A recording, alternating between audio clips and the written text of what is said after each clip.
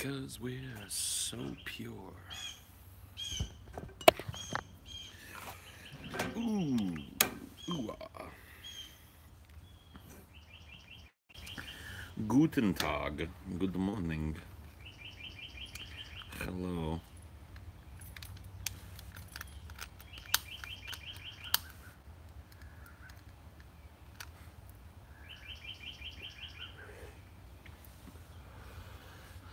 Well, not right away. No, it didn't die.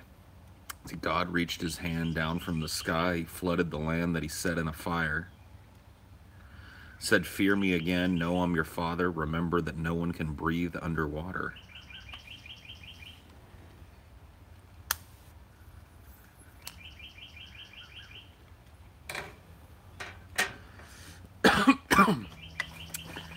God reached his hand down from the sky. God asked Noah if he wanted to die. He said, "No, sir."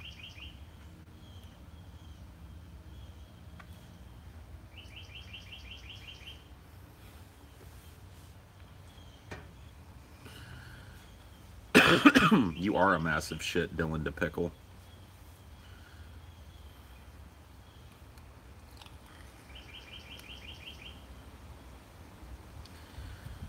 Just quoting a punk-ish band. A punk-ish band that I actually like, the Thermals, man. They released a whole album about Christianity called The Body, the Blood, the Machine. It's basically a long punk rock critique of Christian thought. Pretty awesome. Has your sleeping schedule changed? It has indeed. I, for whatever reason, have been crashing out relatively early, for me, anyway. Usually I've been in bed by about 1 or 2 in the morning, which is really, really early for me. And then my body has just been naturally waking up at about 8:30 every day. Sometimes I'll roll over and go back to sleep until like 9, but at some point I'm just laying on my back in bed with my phone.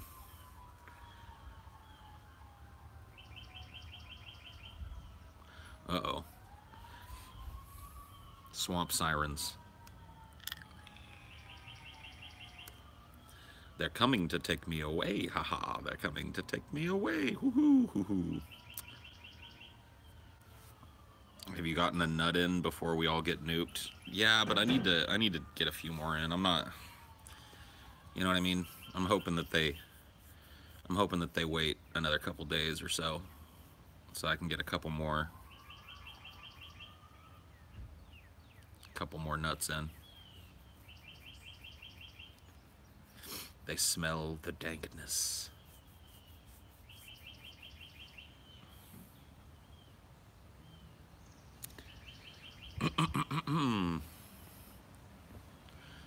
It looks like another like half-assed job at delivering notifications on YouTube's part. Thanks, YouTube.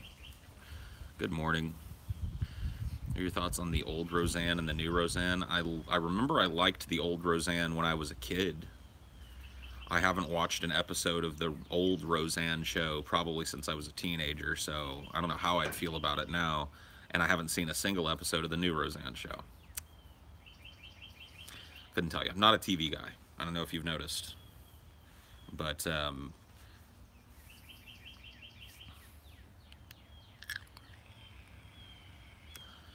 there are 357 Highdeology streams on YouTube. 387, including the streams TJ does live and Poltergeist streams. Yeah. So we're coming... Dude, somebody needs to remind me when I'm at like 364. 364 Highdeologies. Because we should do something special for a literal year worth of Highdeologies. If you watched one every year, you know, you just run out. That's you got to do that, dude. We gotta come up with something special. But you guys are gonna have to track it because there's no way my brain doesn't deal well with numbers or really anything, to be honest with you, outside of my own little quirks and hang-ups. So yeah, you guys will have to be like, all right, Paul Zigo, this is Highdeology number 364. I'll be like, all right.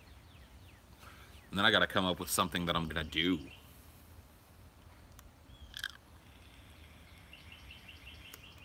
Have you deleted any? I'm sure that there are, like, I know for a fact that there were a couple that didn't go up because I played copyrighted material in them and were blocked worldwide, and I just didn't bother to go back and edit them. And there might have been a couple that I took down here and there. I mean, my salty meltdown stream from a couple of days ago, I just never put up. I was just like, all right, well, that one wasn't for public consumption. That one was a live only experience. You know what I mean? You included the Ape Escape one. Yeah, I think we should include that one, even though it really didn't get seen by the wider audience.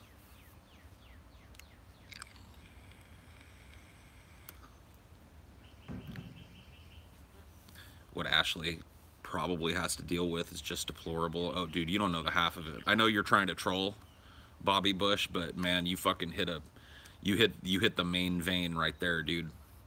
You tapped right in, dude. Your troll instincts were correct on that one, dude. Ashley has to put up with a bunch of nonsense from me. I'm a fucking insane person, dude. You know what I mean? I'm not at all reasonable most of the time. I'm prone to mood swings and crazy bouts of frustration that really have nothing to do with her. She puts up with a lot of bullshit to be with me. And, you know, it doesn't go unnoticed by me.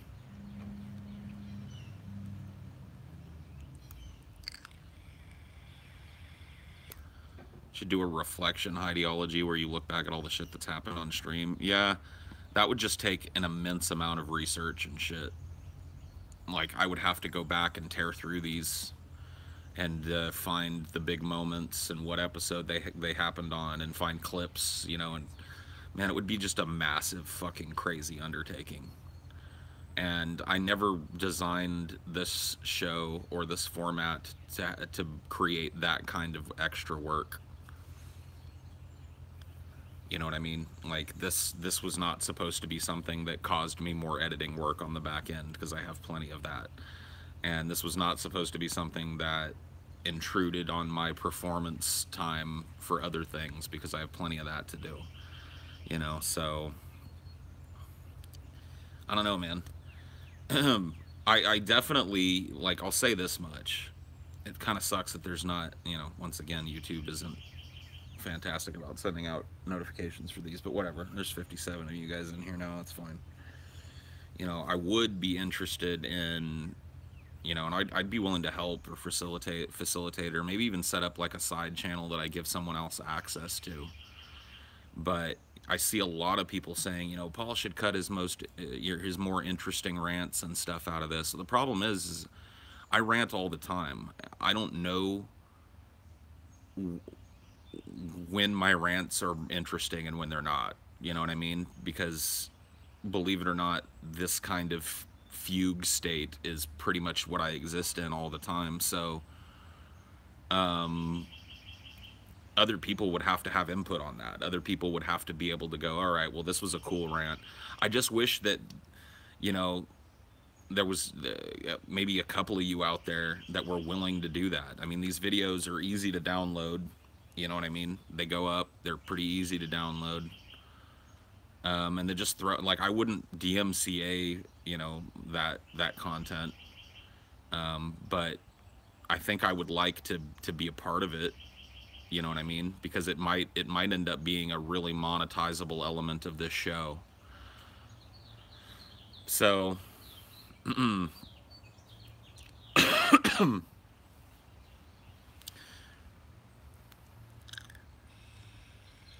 just don't do it to DFF stuff. Like what?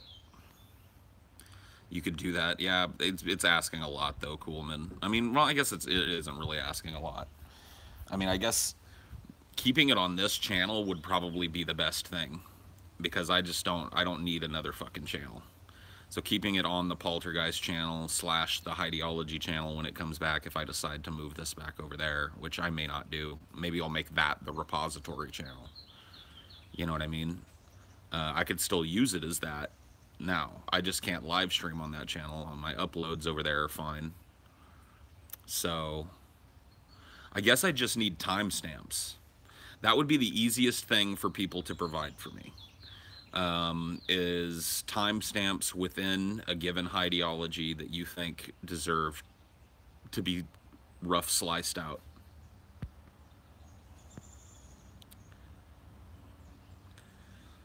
Put the funny voice with Paul saying, "You're 30. Do you have a soulless government job? 3 kids? You, sir, have your shit together." Yes. Yeah, I think timestamps would be the easiest way. So, I guess, yeah. You see a rant that you like in one of these when you're watching it, write down the timestamps of it and send them to me. And I can do a quick cut, title it, throw that rant up on Highdeology or here on the Poltergeist. Number these so that becomes easier. Maybe I'll start doing that at 365. You know, I'll start just putting a number in front of these because it would make it easier.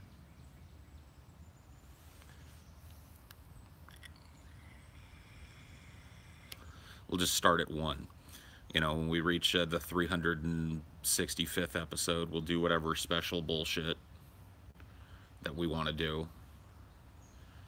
And then I'll start with 1. Make 365 season 2, name it 1 to fuck with people. That sounds good. I like that idea. We'll do that. You guys are gonna have to remind me though. I'm not gonna remember which one of these is 365. And if you want 365 to be a special show, then you'll have to remind me on 364. Because there's no fucking way. There's no fucking way. I'm so scatterbrained. So, Paul, what are your plans for this weekend? Mostly content creation. Today, I've got a meeting with the guys about the changes that we've been kind of teasing to the DFF Patreon. We're going to set that in stone so that we can, I think, hopefully announce that to our patrons tonight on the Friday show. And then we'll announce it to everybody else next Monday. Saturday and Sunday. One of those days, I'd like, probably Saturday, I'll try and spend some time with Ashley. Get out of the house a little bit. It's the level of shut-in that I've become over the last 6 months is just like, it's absurd. It's the word, like, I've gone through these periods of being too anxious or whatever. It's hard to explain. I don't really even fully understand it myself, so maybe it's something I shouldn't be talking about on stream. But either way, I need to get out of the house. You know what I mean? And Ashley's probably itching to get out of the house and go do something with me, so we'll try and plan that out for Saturday. And then Sunday will be, you know, probably part of Saturday as well. Writing and shooting and editing a new video for Cinema for Cynics. Yeah.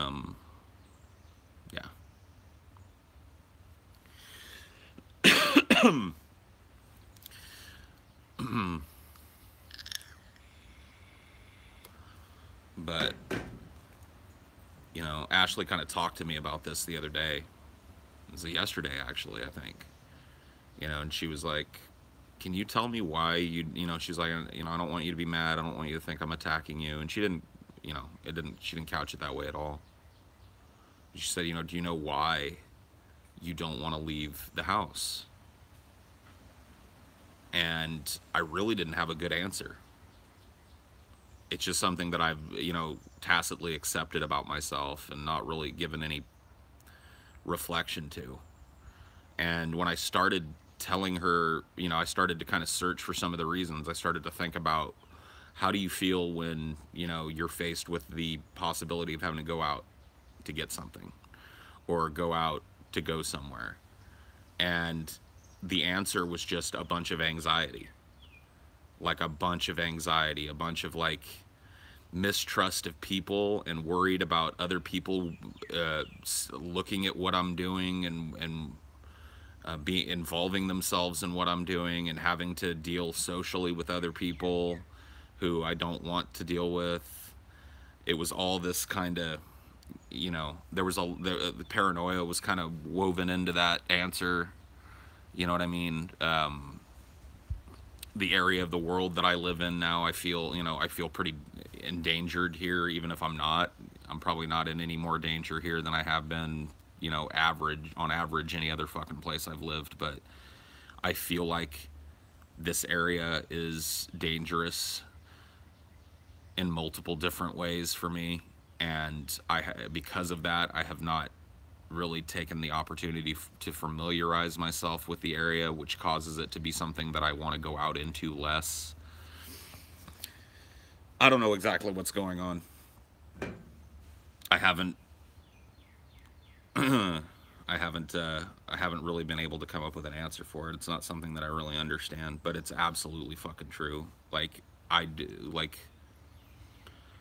I'm really adverse, at least right now, to leaving the house. And it's not out of laziness. It's not out of like, it's not out of just like, man, I just want to sit here. It actually sucks. I was talking to Ashley about it, and it's not something that I'd really talk with people about other than the offhanded comment that people will make. Like TJ will make an example, or he'll be talking about some story that happened between the two of us, and he'll mention, Paul's basically a hermit. You know what I mean? He doesn't ever leave the house. You know what I mean? And I can't argue with it. And usually it's a pretty funny observation.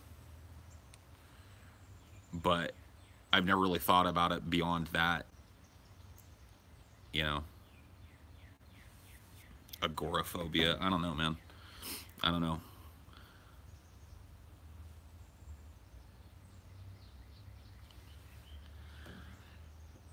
Yeah, I'm turning into the manatee.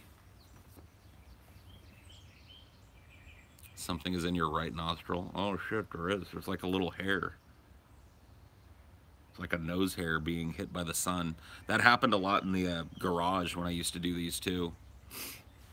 It's like the lights would be over here and the light source would hit my nose in just the right way to highlight one little nose hair. You're becoming like Brett, Paul. Yeah, maybe I am. You know what, Kitty?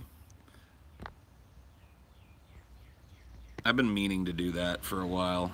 Get the fuck out of here. I don't know why, but you smell like catfish. You smell really, really a lot like catfish, and I don't want you in here anymore, so fuck off. Do I have any weed? No. Nope. Nope. Just legal tobacco.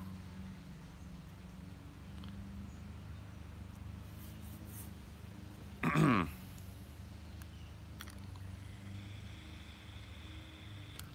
was the last time you went out? I went out, I mean, it's not like I never go anywhere. You know what I mean? I went out a few days ago for TJ and Scotty's stepdad's birthday party.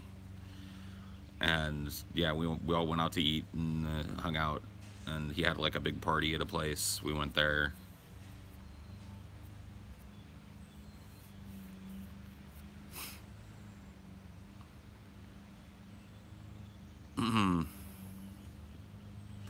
Killed the cat. Abso-fucking-lutely. Yeah, Kitty was always like, let me explain to you why Kitty just got banned. Kitty dropped a really, like, is always kind of antagonistic towards Ashley, and always like kind of quasi flirtatious with me, and it just reeks of catfish. It just like reeks of somebody that's trying to get me to start some internet relationship with some fake fucking chick that they've created. And you know what I mean? Like, I was willing to let her hang out because every once in a while she would like actually contribute something, but lately it's all just been shitty ass backhanded comments and see you later. Nice try, whoever you are. I moved somewhere new and couldn't leave the house for like half a year, probably to do with depression.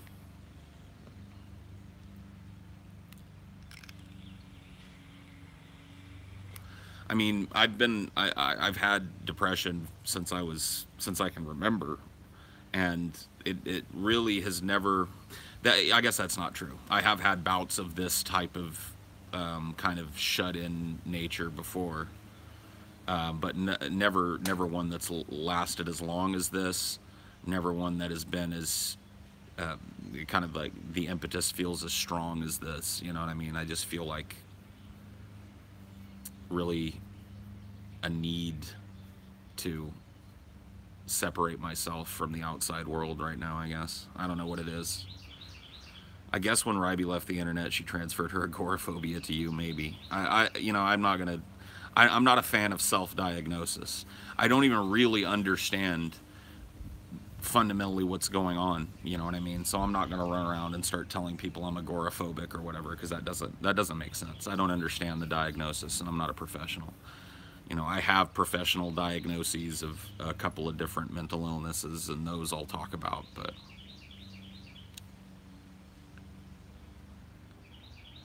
I've done nothing in the past year but sit in my room, get high, and watch DP and you. Well, I mean, whatever, dude.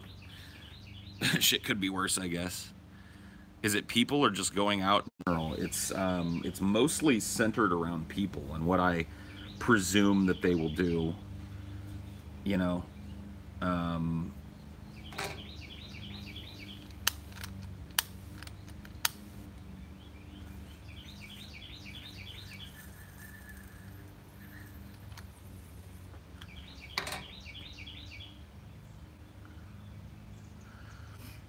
I like that. I hate self-diagnosis. It just leads to misdiagnosis. Absolutely, dude. There's a reason why, you know, we have professionals and we have doctors and you know, medicinal professionals that fucking study for years and years and years and devote their careers to things like diagnosis. You know what I mean? I learned a long time ago not to go like, oh man, maybe I've got this.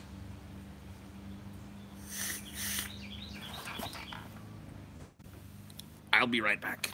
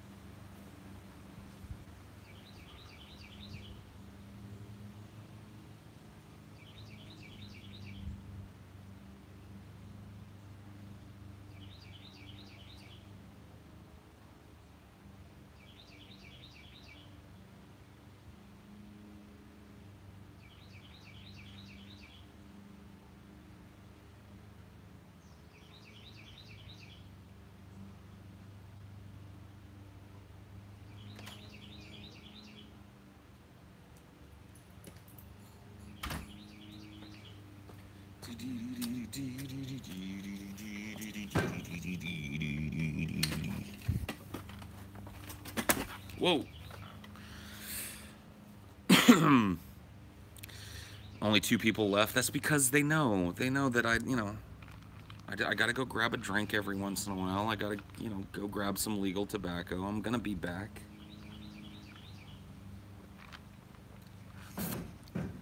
I tell you what, between the hours of like 8 a.m. and 12 p.m. in this neighborhood, there's always a lawnmower. No matter what. It's just the lawn is gonna get mowed.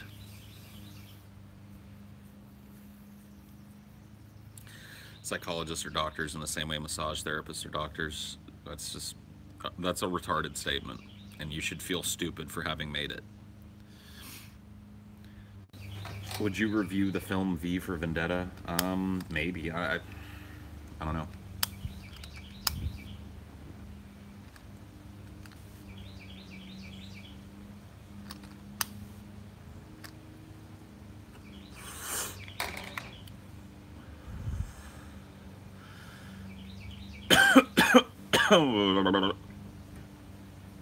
Do you feel intimidated by kids? No. I don't like being around kids. I find them annoying, but I don't find them altogether too intimidating.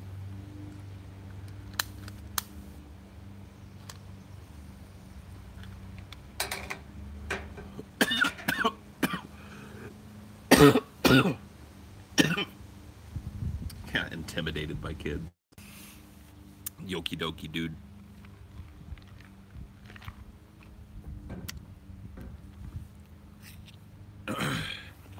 Whoa.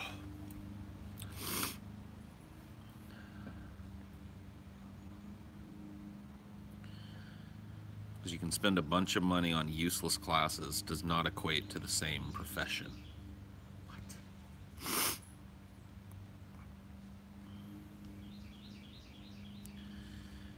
The next Mount Rushmore will be TJ, Paul, Scotty, and Dr. Segmento. I hope so.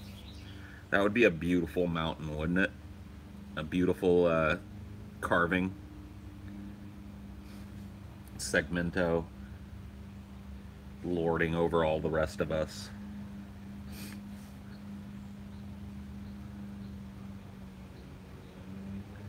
How did Noah survive when he had to have gorillas on board? Well, interestingly enough, the story of Noah is false.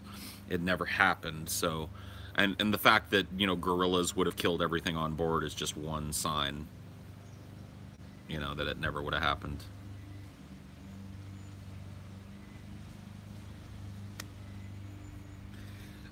It's like clockwork, man.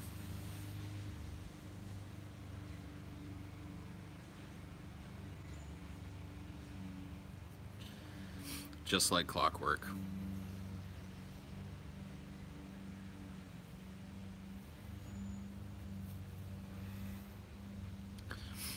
Noah lived so long because he killed all the unicorns and drank their blood. Ooh.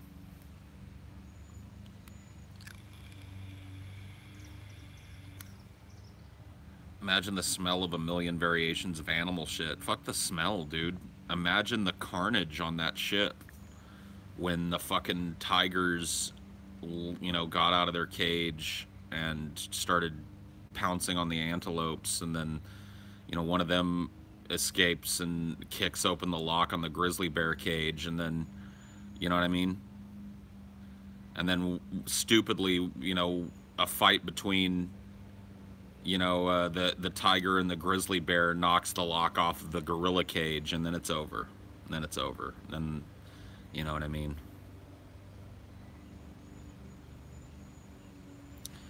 Gord pacified the animals. Oh, okay. Did he now? Good Gord. Did he make them not shit and not need food either?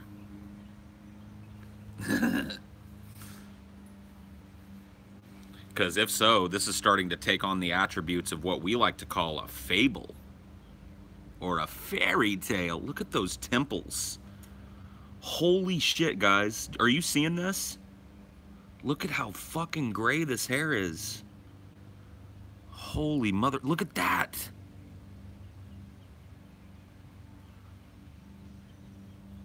You seeing this shit?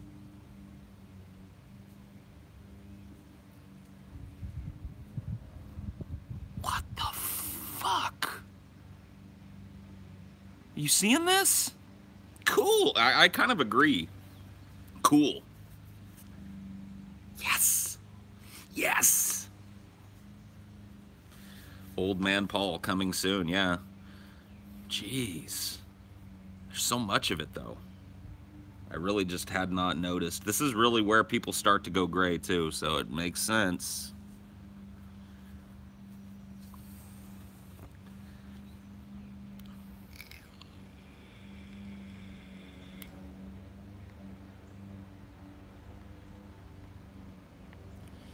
I just turned 40. Welcome to my nightmare. I'm 2 years behind you, man. 2 years behind you, brother. Coming up. I'm bringing up the rear. What's your favorite film that turned a seemingly mundane subject into something interesting?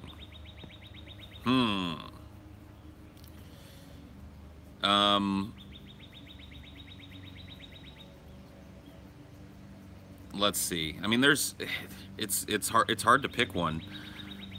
There's if you take a movie like Happiness, which I covered on one of my, God damn it, the fart of humanity goes on.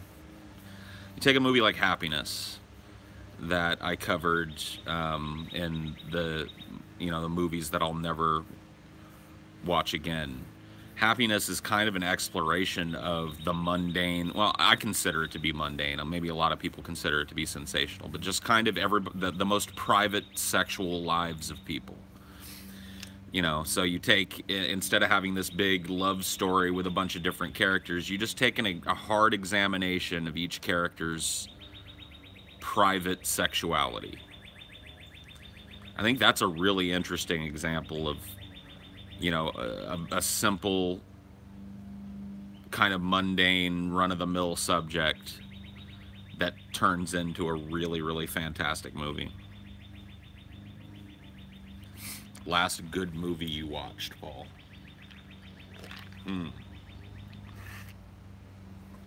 The last good movie.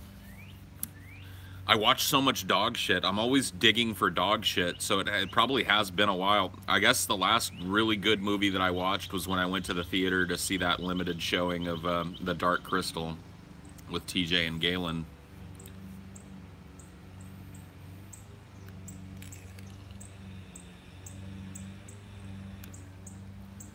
Isle of Dogs looks good.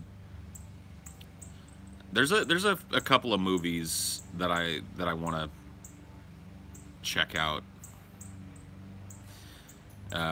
They all have really, really, like, hard to remember names. There's like 2 Billboards Outside of something. That movie.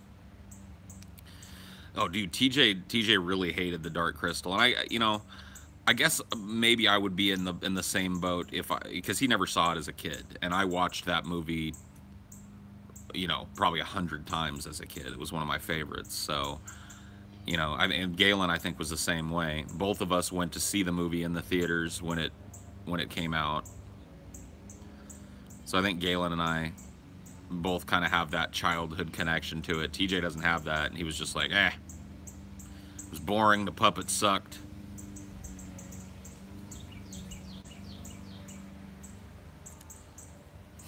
I mean, yeah, it's not a perfect movie. It's got its problems, and there are some awkward moments in it. But overall, just as an artistic vision that was brought to fruition by a couple of really, really amazing minds, you can't beat that movie, dude. It's a great movie.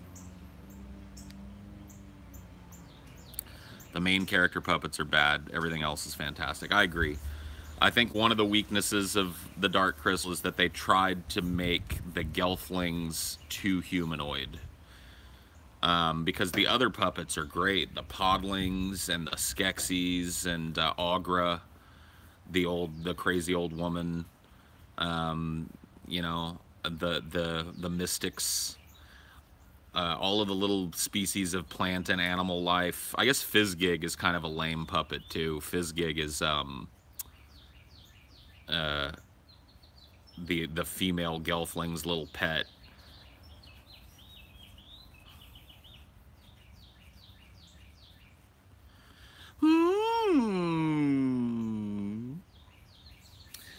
Skeksis and Gelfling's friends, yes. I love the Chamberlain, dude. There's some pretty cool notes on The Dark Crystal too. It was filmed originally to be that the Skeksis and the Mystics did not speak English. The only English speakers in the movie were supposed to be the 2 main Gelfling characters, and all the other characters were supposed to, they made up a whole new language for them, but they weren't going to subtitle it. They refused to subtitle it. They thought that they would be able to convey what was going on in the scene with the puppets without having people understand the words that were being spoken. And when they showed the movie to people in that state, like the audience was just utterly confused, obviously, because they knew what their intents were for the scene, so they could see all the little moments that were supposed to inform, okay, the Chamberlain and the Gartham Master are jockeying for the position of Emperor. You know, they're all waiting for the Emperor to die, and these are the, you know what I mean? Like, you can see it if you look at it, but it wasn't supposed to be something that was ever spoken in the film. It was supposed to be the Skeksis speaking their weird Skeksi language, you know, the mystics speaking their weird mystic language. Dinore, what are you doing?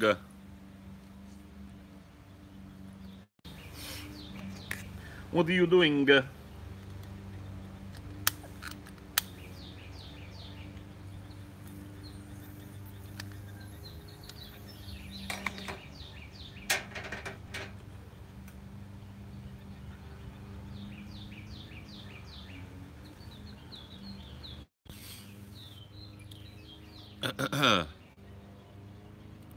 Please show a tit.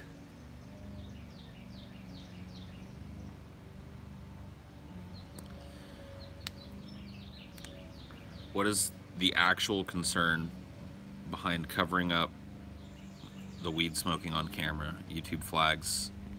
YouTube flags mostly, to be honest with you. Please do a fight, Paul's ego. Please do a fight. I'm not gonna do a fight. It's not gonna happen. Yeah, that's true. It's not. It's legal tobacco, dude.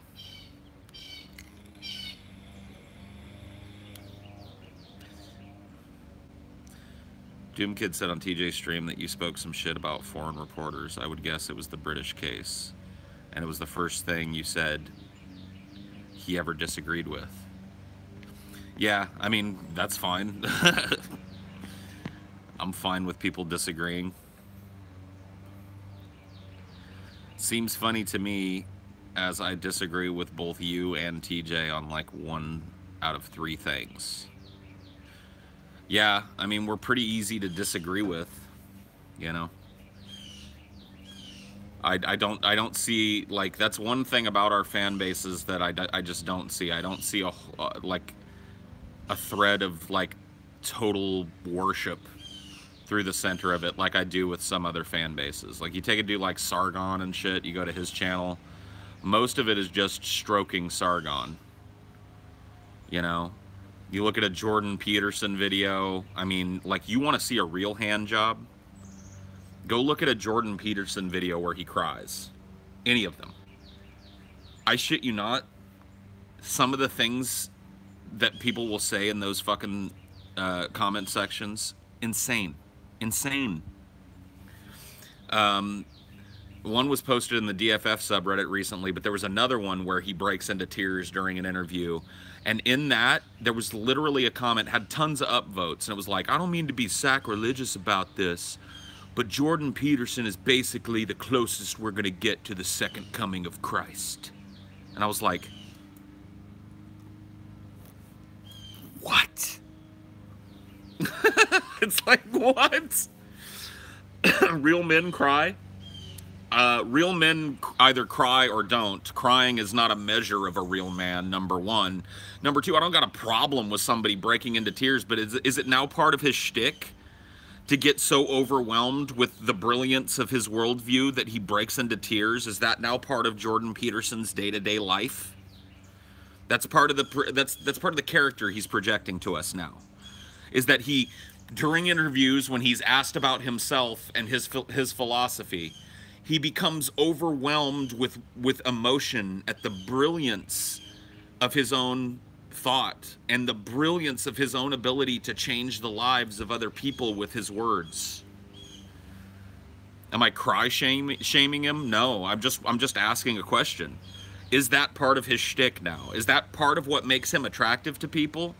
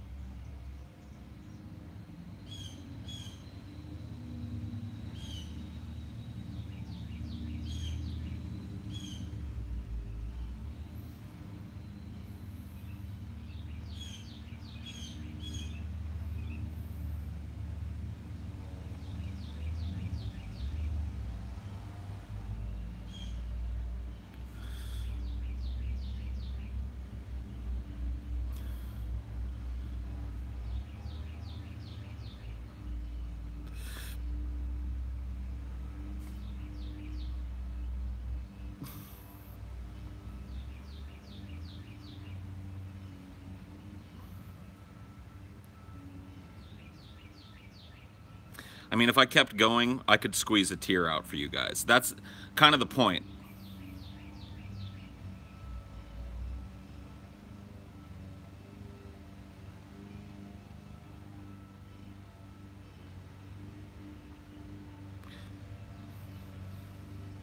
I'm not saying he's faking it. I'm just saying you need to be careful when you allow outpourings of emotion to affect how you feel about people.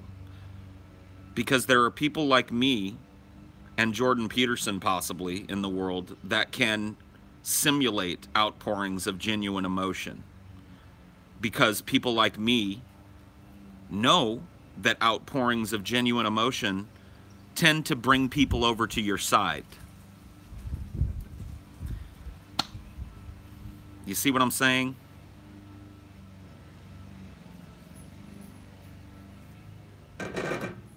It's a cautionary tale because his tears have now become just another vehicle for people to place him in some kind of fucking category where other people don't get to tread.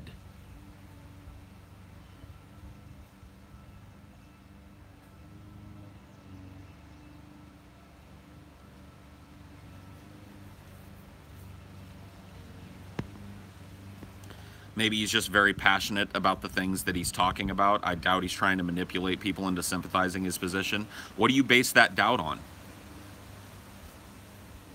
What's the basis for your doubt that he would try and manipulate people with emotional displays?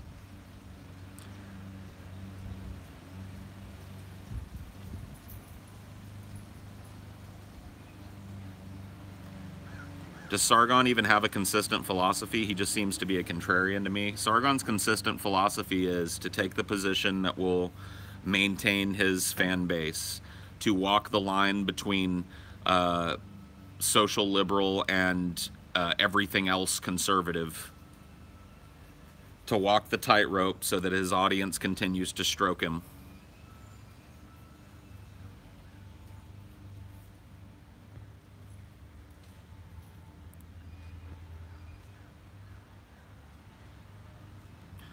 Salty Peterson fanboys.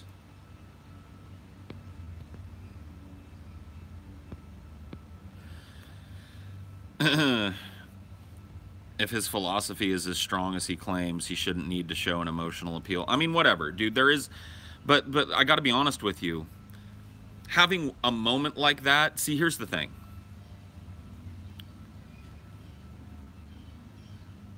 Having a genuine moment like that, where you are moved to tears by, you know, whether it's a story of somebody who's told you that their life was changed by something that you said, or you're genuinely passionate about the philosophy, and, you know, you're just kind of, you find yourself overwhelmed with emotion in that moment.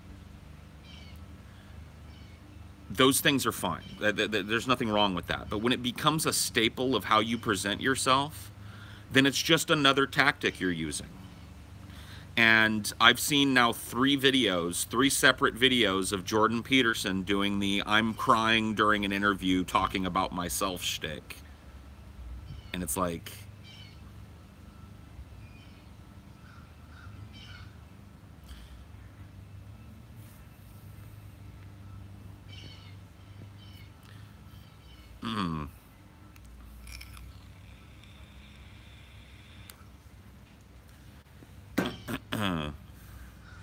he's becoming annoying. He's been annoying. I was annoyed with Jordan Peterson the first time that I saw him. The first time that I, or pretty much anybody, became aware of Jordan Peterson was when he confronted a bunch of SJWs that were at one of the lectures he was giving or at a talk he was giving. And you know what I mean? Like, that was what made him famous. And I already couldn't stand him. Despite the fact that he was correct, his smugness pissed me off. And I remember we watched that video, and then later people started to say the name Jordan Peterson. And people asked, like, blah, blah, blah, blah, Jordan Peterson, Jordan. And I was like, oh yeah, isn't that alt-right dude that, you know, fucking refutes those SJWs and shit? And people went fucking balls to the walls nuts. They were like, "Bill fucking Paul doesn't know shit about what he's talking about, man. He don't know what he's fucking talking about. This stupid motherfucker think Jordan Peterson all right. What a dumb bitch." And now, like, look. Just, like, look at where we are. You know? Like, just people are fucking stupid. I don't know. I don't know what else to say about that. He's not alt-right, though. Yeah, he's just a poster boy. He's just heavily quoted by and worshipped by and made relevant by people on that part of the fucking political spectrum. That's all. But he's not alt-right. He's not an alt-right guy. You're right.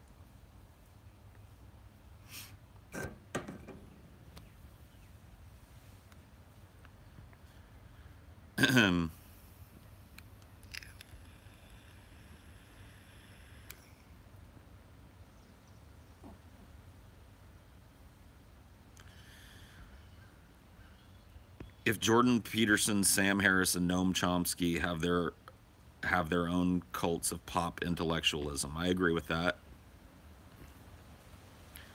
I don't agree that they are like, I don't agree that they are all analogous in terms of what they offer.